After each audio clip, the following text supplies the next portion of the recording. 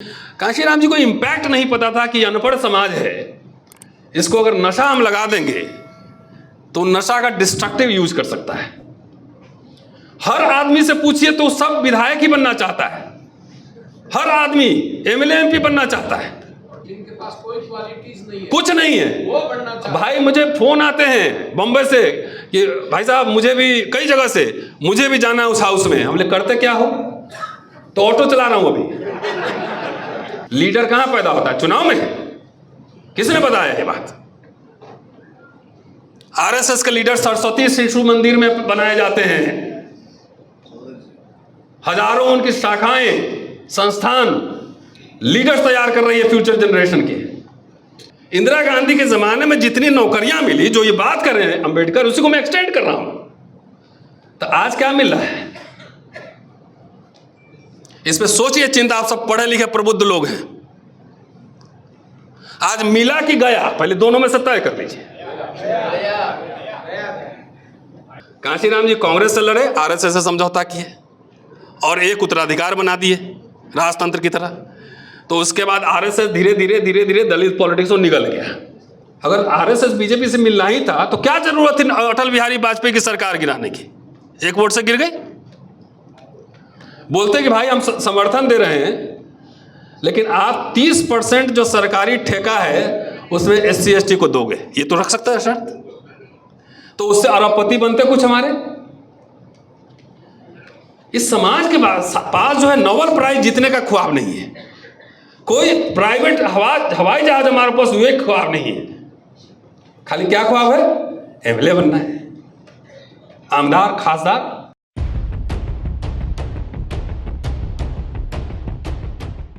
अब कांग्रेस में मैंने एक सवाल उठाया था, उस सवाल का जवाब यहां जरूरी है। मैं कांग्रेस का दलाल हूं, है ना? अच्छा है आरएसएस का नहीं हूं।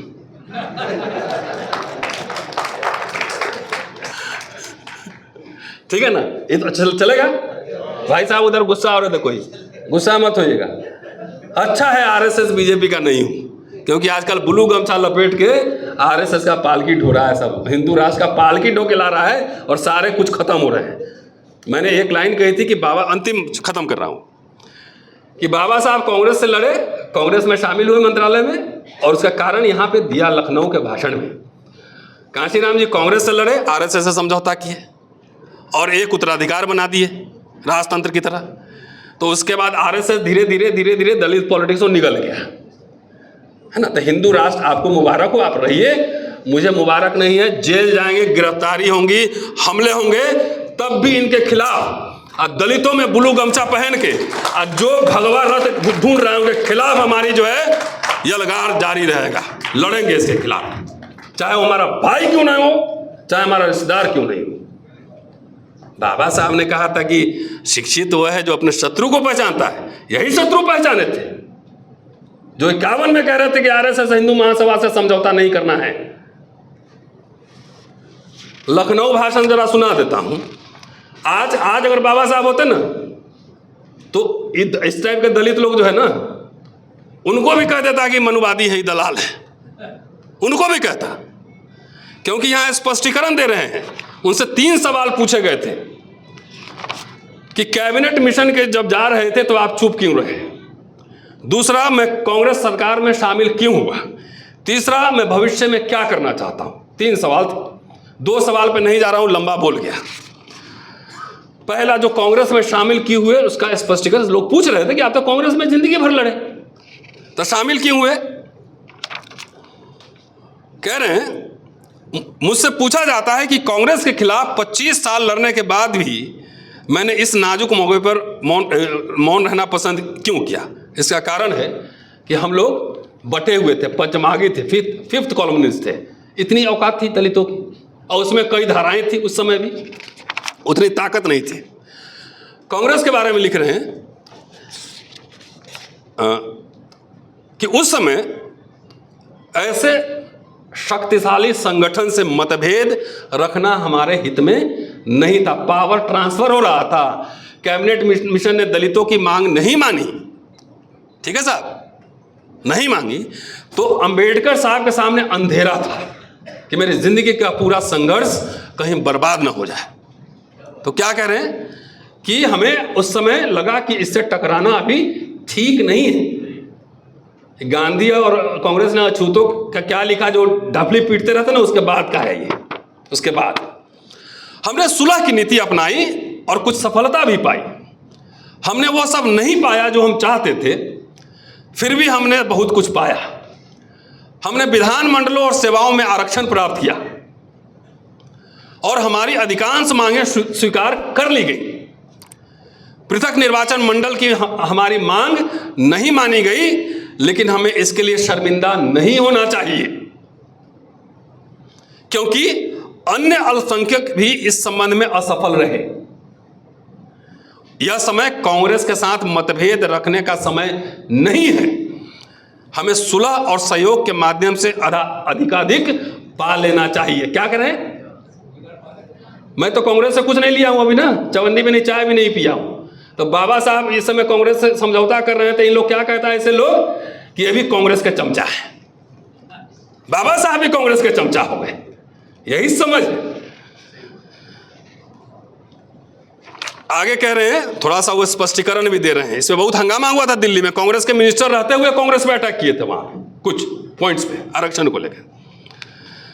तो उसका स्पष्टीकरण दिल्ली में उन्होंने अखबार में छपवाया। यह सही है कि मैं कांग्रेस का विरोधी आलोचक रहा हूं, किंतु मैं विरोध के खातिर विरोध में विश्वास नहीं रखता। जहां हमें सहयोग द्वारा कुछ सहयोग पा सकते हैं, वहां सहयोग की भावना होनी चाहिए। मैंने सोचा कि कांग्रेस से लड़ने का कोई फायदा नहीं है, इसलिए मैंने सहयोग करने का फैसला किया और सहयोग द्वारा हमने संविधान में कुछ रक्षा के उपाय प्राप्त किए, आरक्षण वगैरह, जो अन्यथा हम नहीं पा सकते थे। बाबा साहब कांग्रेस के चमचे थे नहीं, यही दलित समझ है। तो कांग्रेस से समझौता किए, 56 में परिनिर्वाण हो गया। जवाहरलाल नेहरू ने बड़े बड़े सार्वजनिक संस्थाएं बनवाई, एम्स बनवाया, इंजीनियरिंग कॉलेज खोले, डैम्स खोले। नौकरी मिली कि नहीं मिली आपको? अगर नहीं खोलते तो आप मजदूरी करते रहते। इंदिरा गांधी के जमाने में जितनी नौकरियां मिली, जो ये बात कर रहे हैं अंबेडकर, उसी को मैं एक्सटेंड कर रहा हूं। तो आज क्या मिल रहा है? इस पे सोचिए, चिंता। आप सब पढ़े लिखे प्रबुद्ध लोग हैं। आज मिला कि गया, पहले दोनों में से तय कर लीजिए।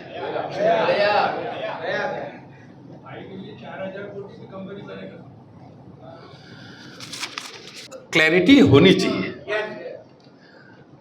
ये कांशीराम जी का इंटेंशन सही रहा हो, मैं इंटेंशन पे डाउट नहीं कर रहा, लेकिन एक चीज को परसीव करने के लिए जो सामने वाला क्लास है, उसमें एक मैच्योरिटी का लेवल होना चाहिए।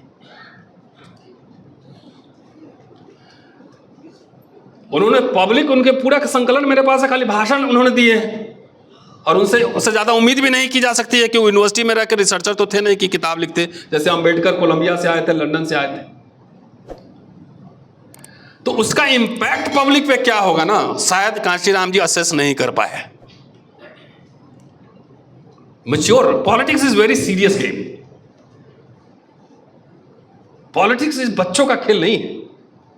पूरा उनका बाबा साहब का भाषण में ढूंढ के लाया हुआ हूं। इन गालीबाजों के लिए भी मैंने लेके आऊं। सिद्धार्थ कॉलेज के छात्र संसद में बाबा साहब ने छात्रों से क्या कहा था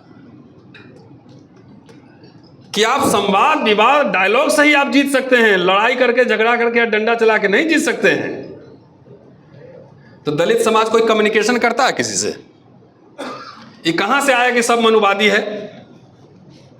ये उसी पॉलिटिकल आंदोलन का बाय प्रोडक्ट है ना। 85% कहने में अच्छा लगता है, लेकिन ये फैक्ट नहीं है, वो बिखरा हुआ है। उसमें भी हायरार्की है। दलित भी एक नहीं है, वो भी बिखरा हुआ है।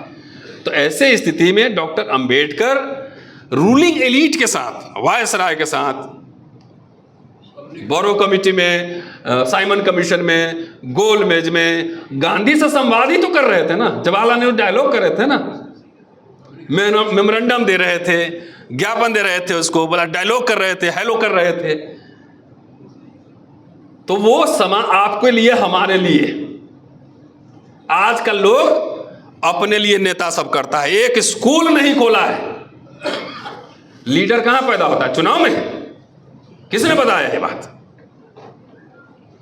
आरएसएस के लीडर सरस्वती शिशु मंदिर में बनाए जाते हैं, हजारों उनकी शाखाएं, संस्थान, लीडर्स तैयार कर रही है फ्यूचर जनरेशन के।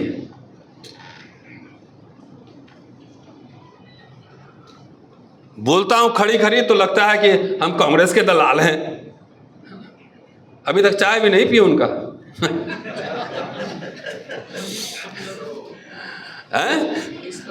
इतना तनख्वाह हमको मिलता है कि मैं बढ़िया चाय पी सकता हूं, बढ़िया बिरयानी खा सकता हूं। उसके लिए मुझे किसी से मांगने की जरूरत नहीं है।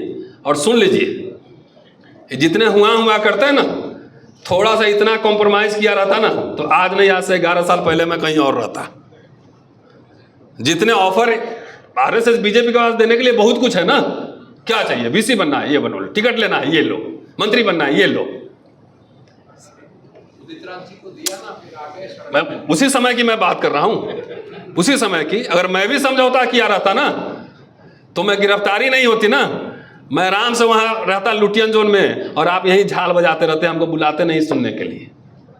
कांग्रेस की सरकार थी तो जाकर सोशल मीडिया उठाकर देख लीजिए, कपिल सिब्बल के खिलाफ भी आंदोलन किए थे। आपके नेता कोई आंदोलन नहीं करते हैं, सड़क पे नहीं आते हैं।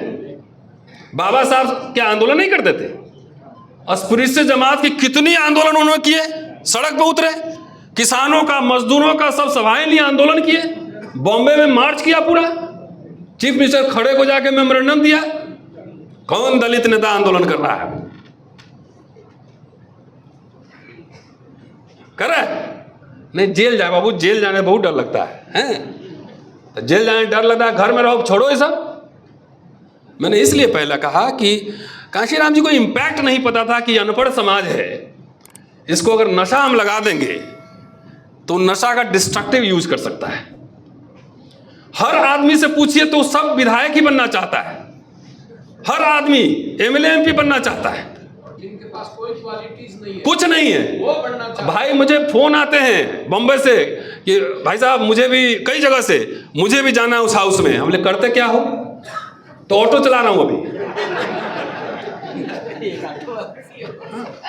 12वीं पास लीडरशिप है?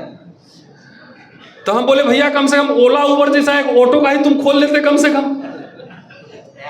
तो नहीं, सबको, हर 2 आदमी मिलकर, महाराष्ट्र में तो और 2 आदमी मिलकर 3 पार्टी बना रहा है, एक अकेले अकेले, दोनों कॉमन मिनिमम प्रोग्राम।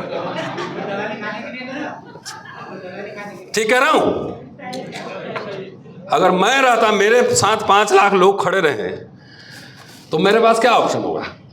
या तो मैं बार्गेन करके बेच लूं सबको, या दूसरी बार हम चलो रामलीला ग्राउंड में, ठीक है जी, अब ताकत दिखाओ, सरकार को मेमोरेंडम देंगे, 5 डिमांड हमारे हैं, लगाओ, हमारे 1000 बच्चे जाएंगे विदेश पढ़ने, मैनिफेस्टो में डालो,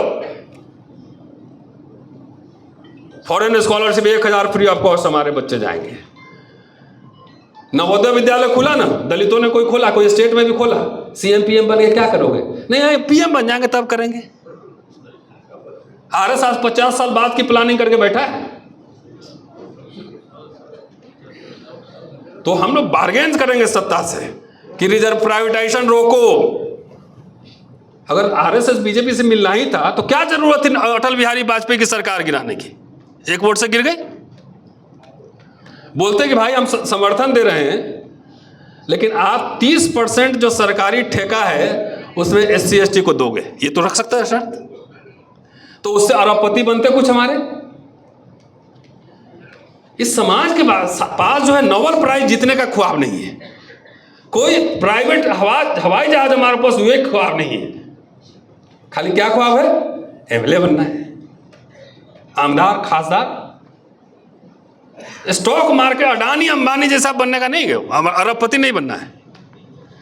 तो मैंने कहा ना कि वो थोड़ा सा कुछ ज्यादा ही उन्होंने डोज दे दिया था कि सत्ता की चाबी से सब कुछ ठीक होता है। बाबा साहब ये नहीं बोले थे, सत्ता इज टूल। अल्टीमेटली जो कांशीराम जी जो बात बाबा साहब को उठाया कि cultural social transformation is the real thing. RSS तो सत्ता में अब 10 साल से है ना, हजारों साल कैसे जीवित रहा? वो इंस्टीट्यूशंस के थ्रू, मंदिर मठ, वहीं पढ़ाई हुई, वहीं म्यूजिक सीखा गया। इसलिए बाबा साहब ने संस्थाओं का निर्माण किया। और राजनीति का नशा इतना चढ़ा हुआ है कि कुछ नहीं, एकदम मतलब अंधभक्ति है। अच्छा है रिजर्वेशन वगैरह खत्म हो जाए, हमारी तो ओल्ड पेंशन स्कीम है, मुझे तो मिलेगा पेंशन, ठीक ठाक मिलेगा। अभी भी रिजाइन कर दूं तो 1 लाख से ज्यादा पेंशन मिलेगा। घर में गांव में जमीन भी है, चला जाऊंगा। तब भी न्यू पेंशन की लड़ाई हम लोग लड़ रहे हैं, न्यू पेंशन के खिलाफ कि ओल्ड पेंशन रिस्टोर करो। आपने वीडियोस देखे होंगे। ये सब कोई दलित लीडर का इसमें स्टेक है कि old pension restore, old pension. इसके सबसे ज्यादा मार किसको पड़ी पता है आपको? हमारे लोगों को। पहला जनरेशन नौकरी का था, पहला जनरेशन। शायद एक कुछ फैमिली होगा जो दूसरा जनरेशन होगा। हमारे लोग, अटल बिहारी वाजपेयी आया, बोला कि हटाओ इसको, दलित लोग के पास बुढ़ापा में भी मेडिकल फैसिलिटी रहेगा, अच्छा खाना खाएगा तो स्वस्थ रहेगा, तो दिमाग चलाएगा, खत्म करो पेंशन से। ये सब कोई एजेंडा पे नहीं है। बोले मैनिफेस्टो दिखाओ क्या करोगे, तो संविधान ही हमारा मैनिफेस्टो है। तो आधा संविधान तो बदल दिया, यही मैनिफेस्टो है। 1 nation 1 election is against democracy. लेकिन हमारे नेता आपके क्या कर रहे हैं कि नहीं, हम समर्थन करते हैं आर्थिक आधार पर आरक्षण, संविधान विरुद्ध। हमारे नेता ने समर्थन किया, सबसे पहले यही लोग से कहलवाया आरएसएस कि बोलो कि 10% गरीब को भी समर्थन मिले। यही दलित पिछड़े नेता कहने वाले थे। इन्होंने पास करवाया, इन्होंने ही पहले मांग किया था संविधान विरोधी, तभी पास हो गया। तो ये आंख पर से पर्दा उठाइए। और अच्छा है, शुक्रिया आप सबका, किसी बहाने कुछ एजेंडा पे बात हुई। दलित एजेंडा क्या हो, एजेंडा रखिए सामने, और नहीं तो 10-15 साल ठहर जाइए, अभी मैं जिंदा रहूंगा, देख लूंगा कि आपके रिटायर होने के बाद आपके बच्चों को नौकरी मिले कि नहीं। अभी भी नहीं मिल रहा है, लड़कियों की शादी नहीं हो रही है। सरकारी चाहिए था ना अफसर, अब सोचे थे राजा बनने का, तो नौकरी में तो लड़कियों की शादी अभी 30-32 साल हो जा रही है, तब भी नशे में है। तब भी ये समझ में नहीं आ रहा है कि बड़ा शत्रु कौन है।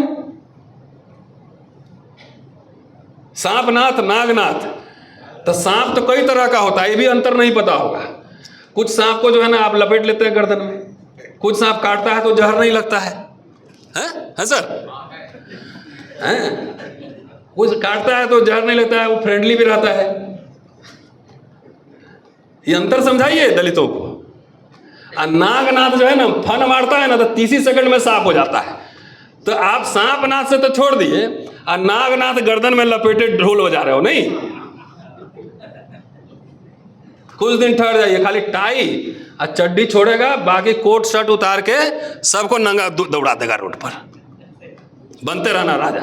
वर्ग मित्र नहीं तलाश करेंगे, खाली तुम भी शत्रु, तुम भी शत्रु, तुम भी शत्रु। वर्ग मित्र नहीं तलाश करेंगे, उससे बातचीत नहीं करेंगे, तो आप इसका मतलब अंबेडकरवाद को आप धोखा दे रहे हैं और सर के बल खड़ा कर रहे हैं। और मैं समझता हूं कि 2024-25 यहां तक जो डेवलपमेंट हुआ है, मेरी समझ यही बनती है। इसलिए आप सबकी जिम्मेदारी है, हमारी जिम्मेदारी है कि अंबेडकरवाद को फिर से पांव के बल खड़ा किया जाए। शुक्रिया, जय हिंद।